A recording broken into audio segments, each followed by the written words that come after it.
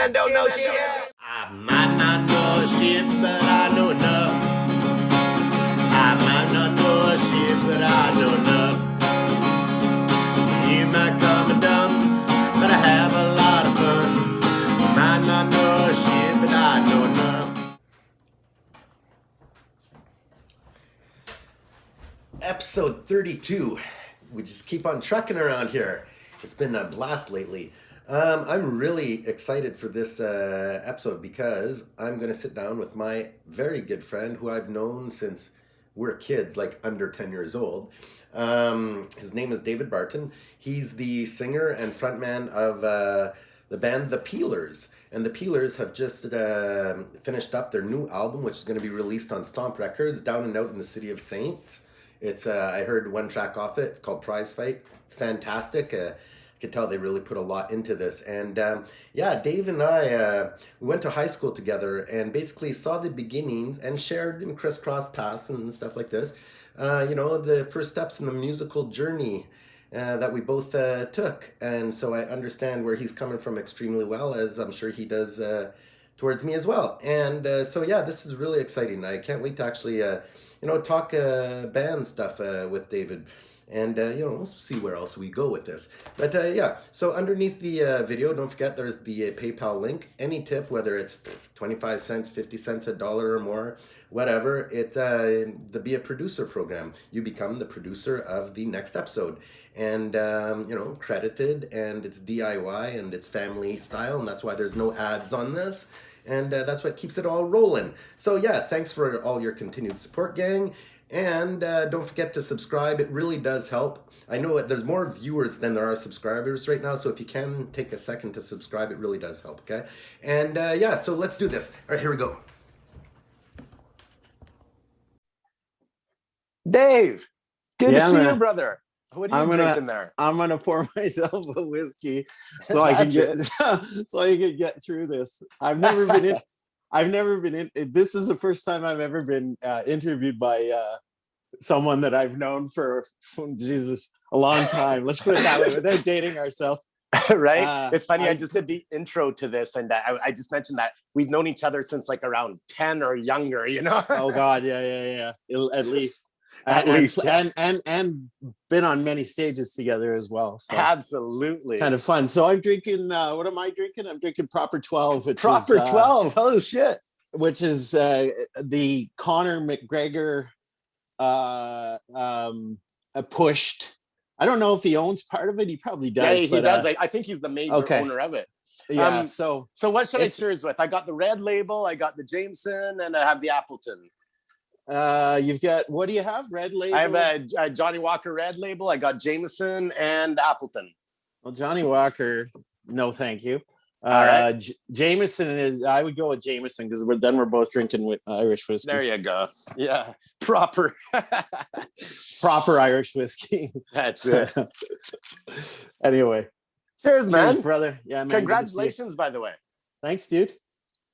Thanks. You just had a baby. Yeah. Hey, just help yourself from the bottle there. That's these are beer bottle size bottles. I know. I'm just bugging you. Yeah, man. But man. You just had a baby. Yeah, well, I listened to the first track. What? I did? It sounds good too, man. Sounds real good. Thanks, brother. I appreciate that. Lots of hard work, as you know, and labor of love. Absolutely. It's been so much love. Appreciate it though. Thanks, brother. No, really, I was blasting it in the car on the ride home from work today. And Thank you, it sounded really good. I must have listened to it like 10 times there. Perfect. Thanks, brother. I appreciate that. When does the full album come out? March 12th. Woo. Coming up fast. Yeah, man. Stressful. Right in time for a pandemic. Oh, wow. Can't really do anything, but get it out there and at least get it out there and get it heard, and then we'll see. We'll go from there, right? Well, that's it. These times it's hard to plan shit. Yeah, man. For sure. Yeah, a little bit. Dave, you have started the band, I guess, the Peelers. Where does the name come from? So the name so I'll give you, there's two parts to that story. So the name itself, the Peelers is a reference to the police in Northern Ireland. That the police were started by John Peel, and so they got the nickname the Peelers. And so that's the de facto explanation. But I took it from a song that a friend of mine sings. There's a guy named Brendan Nolan, and he used to play actually a lot at the. He's from Dublin, but he used to play a lot at the Old Dublin in Montreal. He lived in Montreal for a while. Right. Played a lot at the Old Dublin, and used to play there with Jerry O'Neill, a friend of mine as well. And I know Brendan to this day still. He lives in Florida now, in St. Petersburg Beach. And he had a song called Ballyhooly, which the guys and I really liked. And there was a line in that song that went, it rhymed whiskey dealers with peelers. And when we were playing pub shows just for fun back in the day, going back a bunch of years, we call ourselves the whiskey dealers. And so when we went looking for a name for this band, it just seemed logical to the Peelers, which was the rhyme of that actual verse. Anyway, I know it sounds ridiculous, but that's no, it's really cool. You're dropping knowledge here, man. Yeah, that's where it came from. And there's a couple. There was at the time there was a band in Chicago called the Peelers, and they were like kind of a punky kind of band. And they actually sent us a not a cease and, well, I guess it was kind of a cease and desist, but not a legal cease and desist. Just one of them. What, a box with like a horse's head in it? No, not even that. I got an email one day, and they're like, yeah, the Peelers is taken, so you guys should stop using it. And they said, they told me it was service marked. Well, service marked and trademarked, those are two completely different things. So if you want to look it up, but I just wrote them back and said "so" with a question mark, and I never heard back from them. And to my knowledge, I don't think they play anymore. But and there's another band out west, like they're like a show, like a corporate show band. Right. They play like top 40 and full horn section, and like it's like a backline of female singers, and I sometimes get requests to play gigs like, hey, do you guys want to do the IBM Christmas party? And do you ask them how much first? Brother, don't think I haven't thought about it a few times. But yeah, so but you know what, the Peelers, Eric and I actually completely registered the name, so we own the name the Peelers in North America now. Well, in the US and Canada anyway. So technically we could cease and desist the rest of them at this point. And I don't say that to be an ass, but it's just, that's why we did it, is because we were having so many issues. And man, you sink 22 years into a band, and you don't want to have to go back and start again and rebrand yourself. So exactly. Actually, it's funny. I had a band called the Abrupters on the show. They're from the States. I've heard them. Yeah, and they had a similar issue, but it was actually a band member that tried to take the name and stuff like that. But I mean, I like your attitude. It's not like you're going after the other bands. You're just protecting your own, and that's cool. Protecting our brand. And I even hate using that word because it sounds so pretentious, but we, like I said, like, man, Eric and I, we've been doing this, we started this band 22 years ago. Wow. And we put a lot of time into it, and a lot of money that we'll never see back. But it's not that I care. I mean, like, we did it because we love it. Well, yeah, but it's just about protecting what we have and going forward, so. Oh, absolutely. I totally get it, man. 22 years. I didn't realize it's been that long already. Yeah, man. 99. Wow, that's crazy. And this year, how many albums? This is your fourth? This is only our fourth full-length album. Yeah. There was a hiatus, right, between like 2004 and 2004 we released Lickerdale, and then we were still touring. We were playing a lot in the US and in Canada, and we kind of took a little break around 2007. I was in school trying to finish my degree, and you know, guys were having kids, and you know, life just got in the way, and we just took a break, and then we just got back at it like early 10s, you know, early 2010s, and Eric and I just said, man, if we don't do this again, we're gonna, because we were always talking about it, and you know, talk is cheap, as they say, right? So we just taking a break is the best thing. Yeah, you know what I mean? Because it seems to me, like, just from the outside, that you took a big long break, but you came back stronger and harder than ever. Oh, well, thank you, brother. Well, I mean, yeah, I suppose like 2013 we started recording Pals of the Fiend, and then we that was a process for of number, like a variety of reasons, some kind of comical and some serious, you know what I mean, like some particularly on my end, you know, I went through some stuff, and so it was difficult, but you know, 2017 we finally got it released, and yeah, man, like you know, in the genre, Celtic punk genre, like just pretty well critically well received, you know, and yeah, absolutely, I saw that. as was Lickerdale before that, so really pleased about that, you know. But the sound on the new album, man, it's like as if you guys really just stepped up, like big time. Like, thanks, brother. It sounds like just from that one song that I heard there, I was like, wow. Yeah, man, I think you'll really like the rest of the album too. I mean, that's the single that you know, the guys at Stomp wanted to use that one as a single, and I was fine with that too. And it's funny because that song doesn't really kind of reflect who we are. Like it doesn't, right? Like the you know, we're a Celtic. I hate to use that, but we're a Celtic punk band, you know, and so there's not a lot of Celtic influences in that song, in that first single, although if you listen to the lyrics or read the lyrics, or if you know, if you listen real close, you can hear the fiddle in there as well. But you know, like, I just felt right. I don't know, that, you know, I feel like I've been maturing a little bit in the way I've been writing.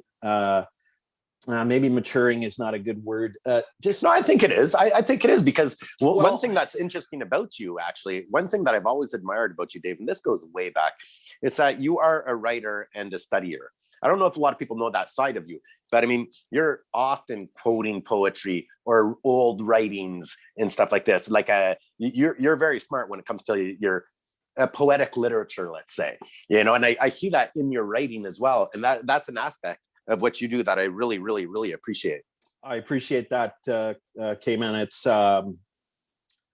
you know, like, I got that from my mom and my dad when I was really young, and you know, I have a history degree, you know, I have a film and media degree, so I love, but you know, I get a lot of that from some of my influences too, right? So, you know, my biggest lyrical influence, you know, music aside, right? The music we can talk about, you know, the music comes from very, very specific places, but my lyrical content, or my lyrical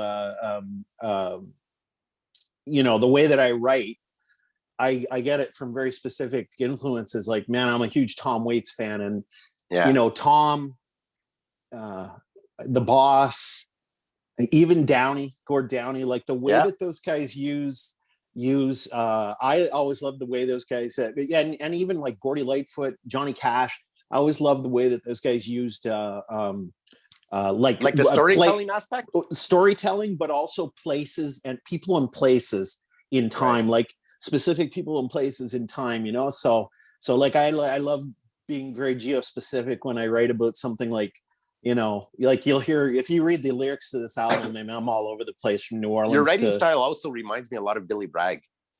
Oh, well, I appreciate that, because I'm a massive Billy Bragg fan. So I will take that. For sure, brother. It's, you know, when I was 15 years old, I saw him in Ottawa at Porter Hall in Ottawa. Oh, no doubt. I was like, 15. I went with a friend of the family, man, at that show it really hit me, because there was a guy with a guitar, and it was so powerful that he had the entire audience. Right, so he was by himself then. He was just him and his guitar. And as far as not have a guy come out and play trumpet at one point as well. Like, he used to have a guy come out and play a couple of songs on trumpet. Oh, it's possible. This is going back a long time ago. Amazing. Yeah, he's brilliant, man. Like, brilliant songwriter, brilliant storyteller, and plugged in, right? Like he you know, he's socially and politically aware, and you know, while my music doesn't always go that way, it's not something I prefer to do, you know. Sometimes there's messages in there, but like I'm the romantic, right? Like I'm a romantic. I always was, and I like writing about people and places and places that I've been and people I've met and things that I've heard, and you know, comes from that. It comes from that more than anything. There's enough people out there, you know, spreading the good spreading the good word that, you know, people don't need to hear what the fuck I have to say, other than oh, can I swear on here? I don't even know if I can swear. Yeah, man. All right. Perfect, anything goes, because I don't know. Daddy. Okay, well, like anything goes. I don't know about YouTube or whatever they're up to, but yeah. The worst they could do is delete something. Whatever. Yeah, man. Yeah, I got my first Facebook warning. I got my first Facebook warning yesterday. Congratulations. Like we're gonna throw you in Facebook jail if you don't smarten up, and for something completely innocuous. And I was gonna ask, like, what got you the warning? I'm not gonna say it because you know, who knows now? Like they've got me. They got me second guessing myself now. So, right. But the person whose post I made the comment on, I sent them a screenshot of the warning, and they just laughed. So they were like, "Fuck," you know. Anyway, it's all good, brother. Everything's being controlled, man. For right or wrong, you know, I don't know. Right? Like it's something. Isn't this social media stuff great, man? In 2021, it's fantastic, right? I feel like everybody's, you know, hanging out with a babysitter. You know? Yeah, but you know what, man? It's great for you and I and bands, right? Because you and I both, you and I have seen both sides, right? Like we were doing shows when you didn't have that this is a medium, right? Like you and I were doing shows when you had to fucking walk around Montreal putting your, you know, 700 posters with the fucking horse stuff glue. Literally, that's where the glue came from. Glue or the old hand stapler there. Like, well, what we did is that we had a bunch of friends that worked at Greenland, and they used to get us these bags. It's like this weird chunky powdery stuff, and it's literally fucking horse hooves, you know? Is that what it is? And then you put hot water in it. Would take water bottles and then you put a little hole in the top there, and you know, shake it up, and then it would melt, and then we'd put literally like 600 or 700 posters up in like 2 nights, you know. Staying up all night, and you know, running from the cops and all that kind of jazz. That's how we did it back then, brother. And it's so I think we appreciate maybe more today, you know, with the use of social media and platforms. It's a lot warmer. Oh yeah, goddamn right. yeah, that's no question. But still got to load in though, man. So you know. Yeah, no shit. Anyway, it's funny. I want to go way back for a second. See, both of us grew up in Vankleek Hill, Ontario.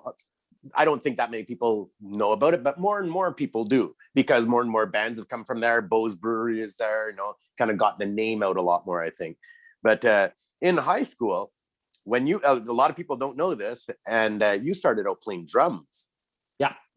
And singing at the same time, which always impresses me, because like, I don't know how the fuck people do that. I was fucking Phil Collins, for Christ's sake. Yeah, man. Oh, I probably tried to do that pass a million times too. Right. But yeah, man. Yeah. Well, I think it was just out of necessity, right? Like, you know, our buddy Troy, you know, Troy. And he was, Troy Young. Hello, sir. Yeah. He was the guitar player. And so, and I didn't even know what a bass guitar was back then. So, you know, him and I started jamming, and I just played drums out of convenience, right? Like, well, that's what it is when you grow up in a small place. I mean, there was enough musicians in our age group to have 2 bands, and we did. Yeah, man. Yeah, man, for sure. But you know, it worked, and I mean, whatever. I had fun. We had fun. Not something I would recommend to anyone though. The old drum vocal combo. It's pretty rough, and I'm sure some of those early shows probably reflect that as well. But at the same time, it's really interesting, because like when I think of literally our musical journey, because, you know, we're at the age where we're discovering things, discovering ourselves, discovering what we like. But you were a poet back then as well, always writing original songs. Yeah, we'd do covers and stuff, and that's how you learn and you grow and what you like and dislike and all that kind of thing. But yeah, man, you were always writing, man. Yeah, man, I remember you sometimes you were with me too. Yeah, absolutely. we were lucky enough, not without going into to details, we were lucky enough to have access to the music room at the school, and and a screwdriver. But I mean, I didn't say that. We love your dad. What's the statute of limitations? Right, by the way, now that we're anyway, yeah. Hey, now it's all just good stories. Oh no, I appreciate you saying that too, brother. Like, you know, it was always my goal to write my own stuff. Like, I never was comfortable playing other people's music. I mean, it was fun. You know, it's fun to do, but I don't know. I always feel like the original artist always does it. You know, there's some very rare instances where you get a cover that actually sounds as good or better than the original, you know? So it was always my goal to just write my own stuff and you know. I'm happy to hear that. I mean, like, I wasn't a natural singer. It took me a long time to actually like be like confident enough even to sing, but I could never do cover songs. But as soon as I was writing my own stuff, it's like my voice worked with what I was writing as well. And then, you know, you do something original. I think that's something we both share, you know? Yeah, of course, man, because you know, you dance you dance with who you brought to the dance, you know what I mean? So like, the tools that you got, that's what you use, right? And I mean, you know, and that's the best way to do it too, right? Because, you know, you want to try, like, I remember us trying to do Alice in Chains and you know, everything. Like, I mean, that's not us, you know, even though I can hit some of those notes, it's not that's not, you know. Whoops, I lost you there for a second. Sorry. Hey, there he is. Hey. Yeah, man, sorry about that. It's all good. It's all good. Anyway, but yeah, at the same time though, going through that process, as most, you know, youth that are musical, I mean, that's also where you learn, you develop, you know, by doing these things. Is basically exercise, you know. Yep, I agree. And you're really good at it, man, and you pulled off so many different things, and now you're playing guitar and singing with the Peelers. Yeah, that was you know, like, I used to play, well, I mean, I always played guitar with the band, but you know, it was acoustic guitar most of the time up until it's funny, we played at you'd be familiar with Stewie Palooza, of course. Right. And we played at Stewie Palooza, I'd say about 3 years ago now, or whenever he had the last one, I suppose. And not everybody could make it, so I ended up playing electric and got, you know, it was just one of the best gigs we'd had in ages, and the light bulb just went off, and I was like, nah, I'm going back to playing electric. Because, you know, when you know your own songs, as you know, when you know your own songs, when you get it, you tend to play them correctly, you know. And so, right, you know, that was my part of my reasoning for sure. And it's fun, man. Like, I'm just a rhythm guy, but I do what I do well. What other instruments do you have in the band? Like who do you have in your band right now, and what instruments? Because like I had Sean Ryan on the episode. In next week I have Finney from the Mahones on the episode on the show as well. And but in Celtic music, what are some of the sounds and instruments that kind of define Celtic music? Celtic music in the traditional sense? Yeah, let's start traditional and then to where you are now. Yeah, I mean, acoustic guitar for sure. I mean, you got to start there, right?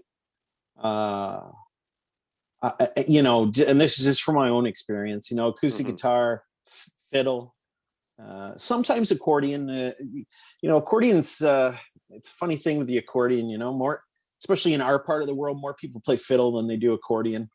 But it's but it's still in there, you know, like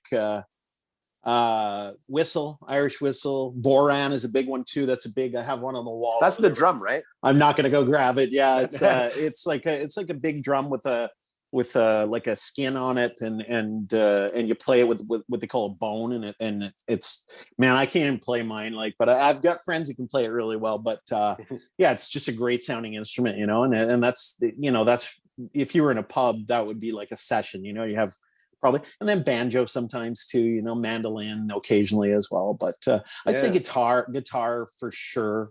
You start with guitar and then, you know, add the melody from there, you know. Yeah, no, that makes perfect sense. Now in the Peelers, who's playing in the Peelers now? So in the Peelers now, I like how you say now because when you play for 22 years, man. No, yeah, there's so much, brother. I'm only kidding. I mean, there's so much. It's just, it makes me laugh because there's so much turnover. You know, it's like, yeah. Well, it's a hard life to live, right? Well, yeah. Well, it's just like when I think about the Mulhollands, like, you know, God, there's been so, you know, they've been going since 1990, and there's been so many members of that band, you know, and you know, it's just incredible. Like, it'd be great to get everybody together in one giant shot, you know, one giant photo. And then that'd be wild. Actually, it's a great idea. Oh my God, yeah. I'll tell Finney that. Like, yeah. Well, and that's it, right? Like, you know, I've played in the Mahones, and so I would, you know, I'm Davey Mahone, I guess. So that would be my contribution. But yeah, it's crazy. Like, in the Peelers the same way, not to the same extent. But now, right now, I mean, the two original members are still there. So it's Eric and I. Yeah. And Eric plays. Eric plays Irish whistle. Yeah. And he also plays, he just added on the last album, he just added the Nord as well. So he's playing, he's playing an organ as well now. Nice. And then you've got, so we got Eric and I original, Scott Lee Mitchell, who you know, Scotty. Absolutely. Who you know, Scotty plays bass for us. But Scotty's also a guitar player as well. So it's really cool to have these guys that are multifunctional, right? Or multi-instrumental. And Scotty actually played most of the lead on the album as well, most of the electric on the album also. So yeah, that makes sense. Great guy to have, fantastic guy, as you know, as well. Right, a warm human being. We love him dearly. Just the best, man. Point St. Charles, shout out Montreal. You know, he's so Scotty's been around for a while. Steve Creep is also playing with us now too. So, you know, and Steve's playing guitar, right? Steve's playing lead guitar, yeah. Okay, yeah. What's cool but about there's that another they both used to play in the Capones, but it was the reverse because Steve was playing bass and Scott was playing guitar. So I thought that was cool, you know? Yeah, and again, another multi-instrumentalist, right? Like, he's also a great drummer as well. So, you know, it's good to have these guys, believe it or not. As you know, well, if you're on tour and your drummer kicks the bucket, you got a backup, you know? And well, let's knock on wood that our drummer doesn't kick any buckets, but so Creep is on lead guitar now. Diamond, Scotty, Will Lauren is playing drums for us now. So Will, I don't know if you know Will, he's from back home as well. Okay. Yeah. He plays in a couple other bands also. He's a blues guy, but punk rock is his real passion. So he really killed it on this album with us. Man.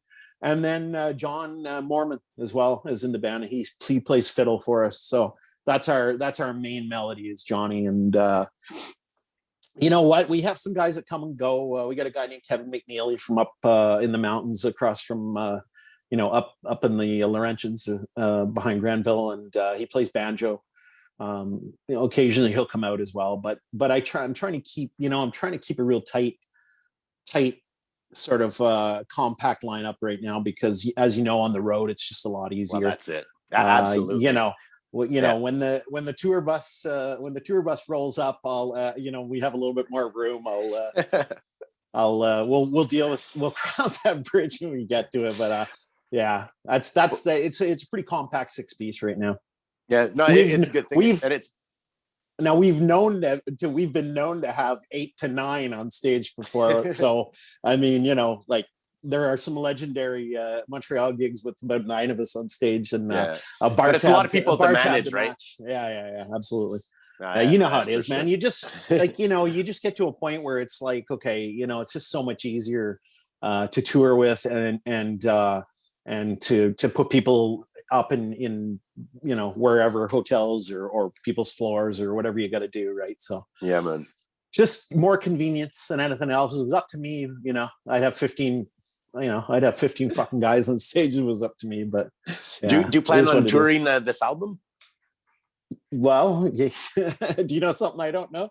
Yes. No. Absolutely, brother. I mean, you know, Yeah, for sure. Actually, there is a reason I asked though, but it wasn't because of anything else, except for the point that it's getting released during the pandemic. You know what I mean? Like it's really hard. Like, for instance, when we put out our last album, we just got our permits in the States, played 2 shows, and COVID hit. We had to come home, you know what I mean? Yeah. So man. next thing you know, another year goes by because of pandemic. So now the album's too old, so we're making a new one now, you know? It's just the way it is. I remember that when you guys were down there and then you had to come back. And yeah, we were stuck in, our tour got canceled halfway through. We were stuck in Jasper, Alberta when they pulled the rug out from under us. So well, there's worse places to be stranded. You know what? Yeah, absolutely. What a gorgeous place. And like, you know, one of these shows where you roll into town, you go, oh man, on a Monday night, you know, like, what's this going to be like? And then it was crazy, you know, like, we had a great night. So yeah, man. The guys, I know Alex wants us to go out, or Matt wants us to go out in the fall, or that was the original plan. Mm-hmm. Fingers crossed, I guess. I don't, you know, right now we just don't know. So yeah, but we'll get out there as soon as we trust me, as soon as we can jump in the van, brother, we'll be in the van for sure. It's funny, I was talking to some other guys about that too. It's just weird. Like I'm repeating what I talked on another show, but it's just so real. It's like what a lot of people don't realize is as soon as the green light is go, you know what I mean? But every fucking band in the entire world is going to want to book that moment, you know what I mean? So then there's going to be another delay anyway. Yeah, man, it's going to be craziness. Yeah. And you know, like, it's funny, you know, you go out on tour and you get back and you're like, oh, I'm fucking never doing that again. Like, you know, you come back tired and hungry and poor and you know, everybody hates you know, everybody hates me probably is what I should say. I should qualify that. But yeah, you know, but man, like, take it for granted, right? And now I'm just sitting here like chomping at the bit, man. Like, I just want to get out there, right? For sure. I'm sure do you, and I'm sure does everybody else as well. Yeah. Well, that's what I'm saying. Like, you know how I'm saying, like, every band is going to be booking at the exact same time because everybody's been waiting for a year or whatever for somebody to say, yeah, we're booking. But I think one of the effects that's going to have is I think there's going to be larger bills, like more bands, because of the amount of volume of the booking that's going to happen at once.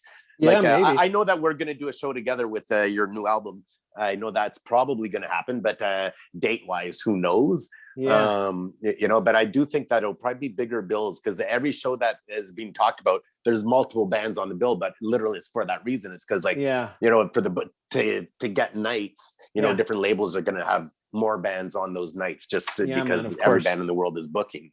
Yeah, we do have some shows booked in May and beyond.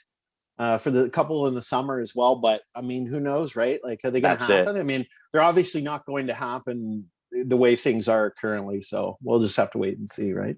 Yeah, man, it's something. Well, we'll see, but I can't wait to play with you guys. That'll be fun, you know. Like, you know how much I love you guys, and the feeling's mutual, man. Yeah, man. So it'll be nice to get out there, and shout out to my boy Frankie as well. He's a good man. love that guy. Yeah. Absolutely, he's my brother, you know. Yep. So with the new album, how many songs are on it? Is that 10 or 12 on it? I think 10.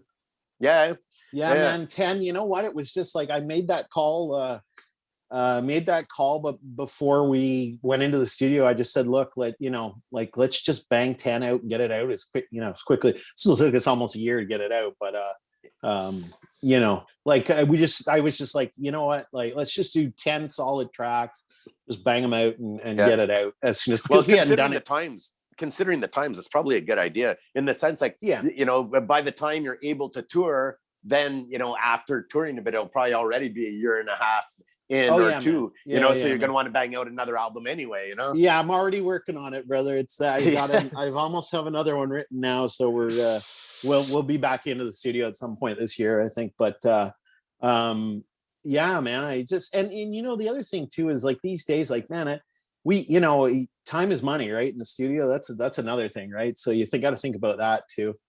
And it's just like, I don't know, like, I couldn't see us doing like a super long album. I don't think anybody wants to listen to us for more than 10 songs, to be honest with you. So, like, you know, 10 good 10 banging tracks, and man, it's a good album, and I think everybody's going to really like it when it comes out. And I'm sure they will. And actually, yeah, we were kind of talking about that before, and I was just going to say, like, that first single's kind of, I read someone today commented saying that it sounded like Rancid ran into Screeching Weasel or something like that, which I thought was really interesting. Now, I am a Rancid fan for sure, and I'm sure there's some Rancid in there, but the rest of the album, there is there is still some Celtic punk elements in there too, and definitely it'll be you'll hear it as soon as you put the tracks on when you get it. I seem to remember, like, on your first album, it was a bit more acoustic. Is that fair to say that? Oh man, the first album, like Boots and Suits, 2002. Yeah, absolutely. Yeah, it was totally because like a lot of other bands back then, we thought we were the Pogues. You know what I mean? And the Pogues were always very acoustic. Like folk punk, I guess you'd call it. Like once in a while, Phil Chevron would pick up an electric, but it was very rare, and it was very subdued gain. So it was always very, very traditional, right? Very acoustic, but with that punk attitude and edge to it, and brilliant fucking lyrics and writing by McGowan, right? So,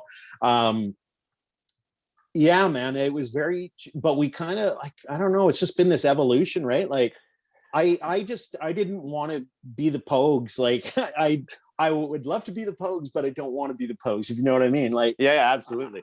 I just wanted to get away and trying to kind of carve out our own sort of piece of the pie. And I was, and you and I were always Clash fans and Ramones fans, and yeah, man, and I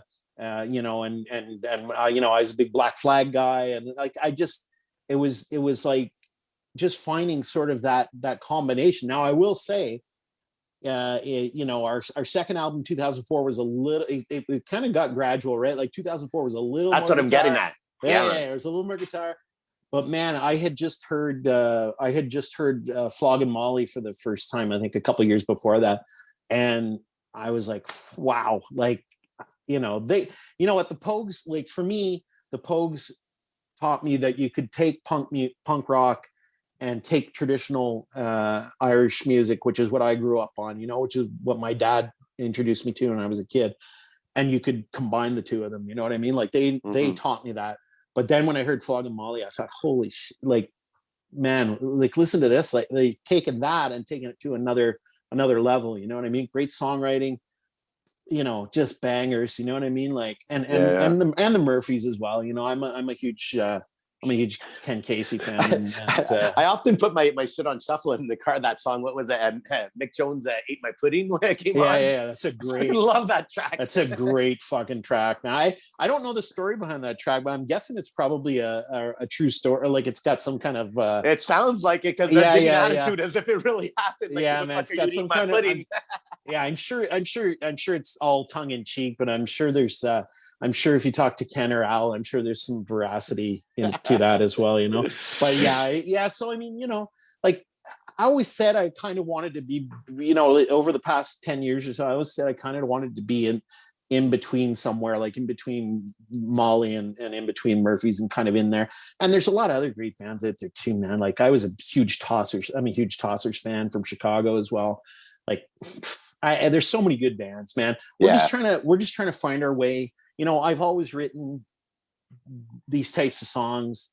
We're just trying to find our way to kind of, put them out there in our own style, right? It's really interesting because, like, one thing we both are is songwriters. I know that you sit alone at home and you're writing songs. I know I sit at home and I write songs. And I always find like it sounds to me what you're getting at is sound as opposed to song, because the songs writing process. I mean, I know you're putting lyrics down, you're throwing chords to it, because I know there's a lot of open chords in your music. So I can tell that you're playing chords and you're different patterns are going on, and you're getting these lyrics. But it all comes, what you're talking about is really like in the studio, what kind of sound are you going after to put them? Because would you agree that, like, the best songs in the world can literally be done in almost any style, any way, and the song is still the song inside it, Of course. I mean, a good song's a good song, man. Like, you know what I mean? Like, a great song is a great song. That's why, I've got such a broad, I've got such a broad love for so many different types of music, like if you were to look at my phone right now and look at the spectrum of music I have on there, I mean, it goes from, I've got some Pavarotti on there right now to New Orleans funeral band jazz to Iron Maiden, which of course, I love Iron Maiden. Yeah, and then punk rock. I mean, like it's my tastes are all over the place, and I believe that. I believe like if it's a good song, it's a good song. There's no, I mean, listen, beauty is in the eye of the beholder, but it's also in the ear of the beholder as well, yeah, man, I don't know how you do it, but I always, like, I start with a concept and I go from there. So I always start from the chorus, from an idea, and I work out from there. So, and and then bring it to the guys. So yeah, no, it makes sense. It's very similar to what I do. I think I have like 3 methods that I use. One is where I can kind of like, walking on through wherever, and a chorus kind of comes to me, kind of what you're saying, and then, build out from there. Or sometimes I'll just be playing guitar, because like I like to play guitar a lot. And, I'll be sitting there, and then, oh shit. And then that kind of becomes something, then I add words and melodies on top of that. Or sometimes I'm just it's often in the mornings that I write these days. Morning coffee, writing lyrics, and then music to that after. So those are the 3 ways I write. Yeah. No, you know what? I got to say, you're probably like me. Like, I got to say, God bless Steve Jobs and the Apple iPhone, because they've got that Memos app on there. Yeah, and man, the best stuff comes to me when I'm not when I'm not sitting in front of my guitar and amp, right? The best stuff for me comes to me when I'm driving, when I'm when I'm on the train, when I'm just sitting waiting for a sub, you know what I mean? Like, and often those are probably the best ideas. I drive Frankie crazy because I'll be driving. I'm like, oh man, hit the video record for a second. Then I'll turn off the music. Then I'll start doing something. Okay, catalog done. Then music goes back on. He puts the phone down. Man, they are, and I've got this real. I'm fucking terrified of losing like. Like I get something in my head and I'm fucking terrified. I go, oh my God, that's a great idea. And I'm terrified of fucking losing it. So I just, and as soon as somebody talks or interrupts that, it's so fragile at that one moment. It so is, true. Dude. Well, man, like, the brain's a wonderful thing, man. It fucking, it's working on its own all the time. Right. And, man, it takes a few hits and it keeps going. Yeah. If you saw my memos, my saved memos on my phone right now, there's probably 300. Like I totally believe it. And I go, and notes too. I also take notes as well. Sometimes, like, if I'm just sitting and something comes to me, I'll take notes and write it down. Yeah. So like, working on the new album that I'm working on now, to be the follow up to the one that's coming out. Like I'm just going through it with a fine tooth comb, like, that was a great idea, and then going to the music and trying to find something that matches. So it's funny, I'm in the process right now of going through ideas, because I basically wrote, I'd say 3/4 of our next record right now, and I literally always just put video on, right, and then I have 188 ideas on it right now. I know, because I look at that 188. Now I have to sort through that shit. I hear you, pal. But that's good, right? That just means that that means that the music's flowing and that it's coming to you, and that's a good thing, because I went through a period between kind of our end of our touring days in the 2000s, like around 2008 and like early 2010s, where it just wasn't coming. It just wasn't there. You know what I mean? Like, man. I just was burnt out. Do you panic when that happens? I don't panic is probably a strong word, but I think about it a lot, right? Yeah. Like, and as somebody who deals with mental illness and that kind of thing, it's it's rough, right? Like because you want, because you and it sounds stupid to say that maybe, but like, I'm always completely in fear of not being able to express myself, or not being able to get these ideas out of my head, because you know what, man, I don't do a lot of things well on this earth, but I do sing and play guitar and write songs pretty well. And I just, I'm terrified of losing that ability. Yeah. So, I wouldn't say panic, but it bothers me for sure. Yeah. But because you know what? For Things sure, have that been creative good. ebb and flow, right? And you can't always be on the top of it. Yeah, dude. And you know what? And the terrible thing to say is like, all these bad things that happen to us in our life, man, that's where my best music comes from. And I it's god awful to say that, right? Like, yeah, who wants to go through all this stuff, like breakups and all about this, man. And it's like, man, who wants to go through all this stuff? But man, my best music has come out of hardship. And I guess that's probably the same recipe for a lot of songwriters out there. Well, absolutely, because like there's an emotional thing too. I mean, like when is somebody in the mood to sit down and write? Usually when they're feeling alone. Usually when they're stressed out, and that's a way to relieve some stress. Songwriters know this. Yeah, man.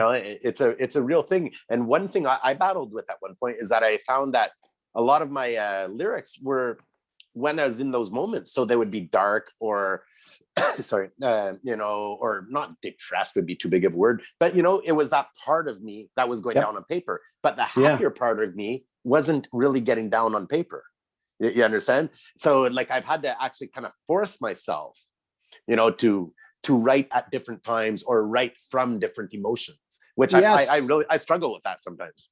Yeah, man, really interesting you say that, actually, because I just did a podcast last weekend with a Scottish, Scotland, a friend of ours had us on his podcast in Scotland. Mm-hmm. And he actually played pipes on the album. Is Craig Weir, great guy. And he's in Dundee, Scotland, and he has a great podcast over there that's doing really well. And he had us on, and that's the thing he said. He said when I listened to Palace of the Fiend, which was my album from 2000, our album from 2017, he said I hear a lot of dark stuff in there. And he said the new album, which he had they was sent a copy by Mike, right? And he said, I hear a progression. He's like, I hear you coming out of it, and I hear positivity where there wasn't any in 2017. And I was like, yeah, man, I never even thought about it, but yeah, that's probably true, right? Like, so cool to hear that from the outside, eh? Well, I was in yeah, man, absolutely. Well, I'll take it, right? Like, yeah. But you think like 2017 when that album came out, we recorded it between 13 and 16, I should say. And I had a lot of shit going on in my life, and you don't think about it, but yeah, that all came out into that album, right? Yeah. Like, and I was in such a bad state back then, man, that like I recorded the lyrics for that album. And then when we went to mix it, Pierre and I, Pierre, our great producer, Pierre Pino, Pierre said, you know what, man, your vocals, they're just not there. And I was like, yeah, I agree. And I actually, being healthier at that time, went back and re-recorded the vocals for that album. And it was such a, like, then if you listen, like he still got the tracks from, the first time I did them and the second time, and it's fucking night and day, man. And it's like, that's where I was when I wrote that stuff and where I got to. So I like that you said that, man. That makes a lot of sense, actually. Yeah. But I often talk about lifers, and for me, that's just somebody that lives music from a young age, and just they will never stop. And you, my friend, are a lifer, and I have a lot of respect for anybody that has music in their life to that extent. And I mean producing, not just listening, but producing. Yeah, because it is something to be able to go on tour, to be just creative, to write, to hold the band together is a real thing as well, and to make albums and produce things and all this. I mean, it's no simple task, and you've been doing it for since I've known you, and we were kids. Since I was gonna say, since you've been doing it, basically, man. Like, yeah, wow, man. Yeah, it's a huge part of my life, brother. I mean, I don't know what to tell you, man. Cheers, because I have the biggest respect for that. It's crazy. I was gonna say, actually, let's have a cheers, because we hadn't had one. Cheers. In a while, so yeah, man. There you go. I'm really enjoying this. This is fun. It's just fun. See, I mean, it's funny. It's a real funny dynamic, because it's an interview, and interviews are sometimes fun or they're not, but this is really different because I know you so well, and so like you ask me questions and there's no bullshitting you. You know what I mean? So it's great, right? But anyway, that's why I'm having fun with the podcast, because it's not just interview; it's also hanging out. Yeah, you know what I mean. And like you have stuff that to share that is interesting, and like when we started this, what I mean, like even when we talk about the name the Peelers, I always like to grab these little informations and stuff, because I'm not the most scholastically educated person, so I learned most of my shit hanging around bars. Yeah, well, I have that side of me too. I know you do. I don't know if we want to get into that or not, but yeah. Well, listen, we're almost out of time, and we will do this again in another day, I'm sure. But here, before we close out, I'm going to challenge you. I need 3 albums that everybody in the world should listen to at least once, and 1 guilty pleasure. What do you got? Oh, don't think too much. Fuck, I hate. Why didn't you give this to me beforehand? That's what everybody says, but that takes all the fun out of it. 3, yeah, I know. So it's going to be, it'll be kind of genuine, I guess. 3 albums that everybody should listen to. Well, I mean, I got to start with. I would the album that basically changed my life was the Pogues, Rum Sodomy, and the Lash, and to me that's one of the.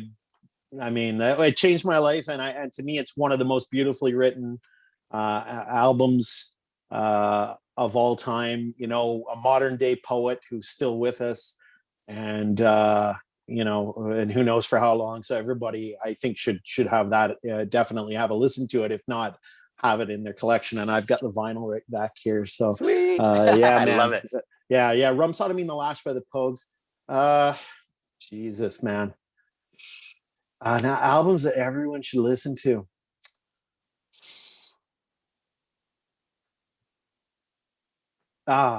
Dude, you put me in such a spot. Killing you. I know my first one right away, right? Because that's the. I mean, you know what, dude? I mean, I'd probably say London Calling. I mean, yeah, obviously. I mean, like, and you know what? I throw London Calling in there because that's an album that we grew up on, or I grew up on. Mm-hmm. You grew up absolutely, on. Yeah, man. And man, I just played the shit out of that album when I was a kid, and my God, the songs on that album are just they're just so good and so legendary, right? Like, yeah, man. Yeah, I'd say London Calling would good be choice. there. Good choice. And the third. Oh Jesus, man, the third. I need to go off the board here a little bit. Fuck, where am I gonna go? Let me think. You know what? I will go off the board, man. Fuck it. I don't. Fuck it. I will go off the board, man. I'm a huge hip hop fan. I always was. Right on. I always was, and I was introduced, like you. I was introduced to hip hop by the Beastie Boys, right? Yep. Like we were that age. Well, we were that age, and they we kind of identified with them, right? And it was like. Mm-hmm.